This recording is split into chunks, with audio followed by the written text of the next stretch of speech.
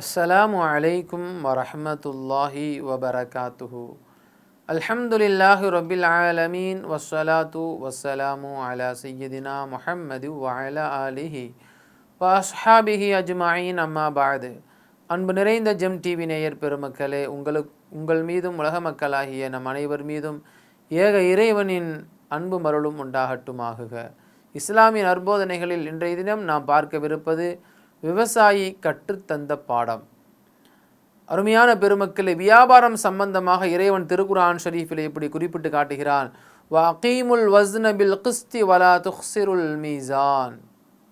நீங்கள் வியாபாரம் ஒரு பொருளை செய்கிறீர்கள் என்று சொன்னால் அந்த பொருளை நீங்கள் நிறுத்து கொடுக்க வேண்டிய தேவை ஏற்படுகிற பொழுது நீங்கள் நிறுப்பதை சரியாக நிலைநிறுத்துங்கள் என்று இறைவன் குறிப்பிட்டு காட்டுகிறான். எடையை நீங்கள் குறைத்து விடாதீர்கள். உதாரணமாக ஒரு அரிசி வாங்குகிறோம், ஒரு பருப்பு வாங்குகிறோம், அல்லது எடை போட்டு வாங்கக்கூடிய எந்த ஒரு பொருளாக இருக்கட்டும். 1 கிலோ வாங்குகிறோமா, அது பரிபூரணமாக 1 கிலோ இருக்கிறதா, அரை கிலோ வாங்குகிறோமா, அந்த அரை கிலோ சரியான முறையில் இருக்கிறதா என்பதை நீங்கள் வியாபாரம் செய்யக்கூடியவர்கள் சரியாக எடை போட்டு நிறுத்து கொடுங்கள் என்று இறைவன் இந்த இடத்துல குறிப்பிட்டு காட்டுகிறான். அதே நேரத்தில் இன்னொரு இடத்துல வயலுள்ளில் முத்தஃபிஃபீன், எடையில் யார் மோசடி செய்கிறார்களோ அவர்களுக்கு மிகப்பெரிய ஒரு கேடு இருப்பதாகவும் இறைவன் எச்சரிக்கிறான். இன்றைக்கு எடையில் நம்ம கொஞ்சம் மோசடி செஞ்சு அதுலேருந்து ஒரு 100 கிராம் அல்லது 200 கிராம் மோசடி செஞ்சு நம்ம செல்வத்தை சேர்த்து விடலாம் என்று நாம் நினைக்கிறோம். ஆனால் இறைவன் கூறுகிறான், யார் எடை விஷயத்தில் மோசடி செய்கிறார்களோ, யார் அதில் ஏமாற்று வேலையை செய்கிறார்களோ அவர்களுக்கு மிகப்பெரிய கேடு அழிவு இருக்கிறது என்று இறைவன் எச்சரிக்கிறான். உதாரணமான ஒரு நிகழ்வை சொல்லலாம். ஒரு தோட்டத்தில் ஒரு விவசாயி முருங்கைக்காய் என்ன செய்கிற விவசாயம் செய்கிறாரு. அவர் எப்பொழுதுமே என்ன செய்வார், தன் தோட்டத்தில் கிடைச்ச அந்த முருங்கைக்காயை கொண்டு வந்து ஒரு மளிகை கடைக்கார இடத்துல வந்து கொடுப்பாராம். ஒரு தோராயமாக கொடுப்பார் போல தெரியுது.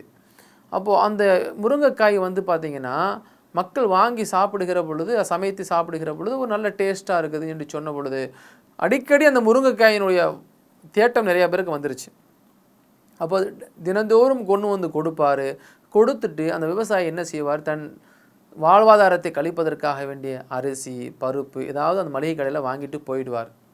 இப்படி தினந்தோறும் கொண்டு வந்து கொடுக்க நல்ல வியாபாரமாகி கொண்டு இருக்கிற பொழுது ஒரு சமயம் அந்த விவசாயி அந்த மளிகை கடைக்காரிடத்தில் என்ன செய்கிறாரு, ஒரு முருங்கைக்காயை கட்டி ஒரு கட்டாக கொண்டு வந்து கொடுக்குறார். அப்படி கட்டாக கொண்டு வந்து கொடுக்குற பொழுது ஒரு சமயம் அந்த முருங்கைக்காயை ஒரு சமையல்காரர் என்ன செய்கிறாரு, மொத்தமாக எனக்கு வேணும்னு கேட்டு வாங்குறார். அதற்கு முன்பாக தினந்தோறும் கொடுக்கக்கூடிய அந்த முருங்கைக்காய் இருக்கிறது அல்லவா, அந்த முருங்கைக்காயை வந்து பார்த்திங்கன்னு சொன்னால் இவர் என்ன சொல்லி கொடுப்பார்னா, தோராயமாக ஒரு 10 கிலோ இருக்கும் என்று சொல்லி 10 கிலோவுக்கு உண்டான பொருளை இவர் வாங்கிட்டு போயிடுவார். அப்போது ஒரு சமையல்காரர் இந்த விவசாயி மொத்தமாக கொடுத்த அந்த முருங்கைக்காயை வந்துட்டு மொத்தமாக எடுக்கிற பொழுது எடை போட்டு சொல்லுங்கன்னு சொல்கிறார். அப்போது மளிகை கடைக்காரர் எடை போட்டு பார்க்கிறார், அந்த முருங்கைக்காய் 9 கிலோ தான் இருக்குது.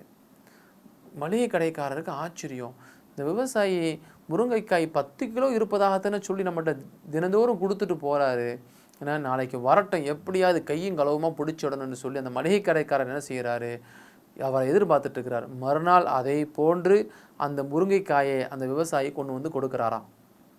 வந்தபோது அவர் நிறுத்து பார்க்கிறார், 9 கிலோ தான் இருக்குது. அப்போது அந்த மளிகை கடைக்காரர் அந்த விவசாய பிடிச்சி கன்னத்தில் அடின்னு அடிச்சிடுறாரு. அவர் ரொம்பவும் வருத்தப்பட்டுட்டு, இந்த அளவுக்கு அடிச்சிட்டிங்களே, நான் என்னங்க தப்பு பண்ணேன், உன்னை நம்பி நான் எவ்வளவு காலம் இந்த முருங்கைக்காயை வாங்கி கொண்டிருக்கிறேன், எடை போடாமல் நம்பிக்கையில் வாங்கி கொண்டிருக்கிறேன், நீ 10 கிலோ என்று கொடுக்குறாயே, இதில் நிறுத்து பார்த்த 9 கிலோ தான் இருக்குது, அப்போ இவ்வளவு காலமாக என்னை நீ ஏமாத்தினியா அப்படின்னு சொல்லி அந்த மளிகை கடைக்காரர் அந்த விவசாயி அடித்த பொழுது அந்த விவசாயி சொன்னாராம், நான் நீங்கள் கொடுக்கக்கூடிய பருப்பு இருக்குது பார்த்தீங்களா, பருப்பு அந்த அரிசி இருக்குதுல்ல, அதை பொட்டணமாக எனக்கு போட்டு கொடுப்பீங்க, அதை எடையாக வச்சு தாங்க நான் கொண்டு வந்து கொடுத்தேன்னு சொல்லுறார். அப்போ அந்த மளிகை கடைக்காரர் திகைத்து நிற்கிறாராம். ஆஹா, அப்போ நாம் கொடுத்த அந்த அரிசி பொட்டணத்தில் தான் நம்ம 100 கிராம் கம்மியாக தினந்தோறும் கொடுத்து வச்சோம், கொடுத்து அனுப்பணும் அல்லவா, அதைத்தான் இவர் எடையாக போட்டு கொடுத்துருக்கிறார் போ என்று தன் தவறை உணர்ந்து அவரிடத்தில் மன்னிப்பு கேட்டதாக வரலாறு கூறுகிறது. அருமையான பெருமக்களை, எடையில் மோசடி செய்யாதீர்கள், அதை இறைவன் காண்பித்து விடுவான். ஆகையினால நாம் உண்மையானவர்களாய் நியாயமானவர்களாய் வியாபாரம் செய்வோம், ஹலாலை மட்டுமே நாம் சம்பாதிப்போம். அல்லாஹ் அதற்கு உதவி செய்வானாக. அஸ்ஸலாமு அலைக்கும் வரஹ்மத்துல்லாஹி வபரகாத்துஹு. இன்ஷா அல்லாஹ் மீண்டும் நாளை சந்திப்போம்.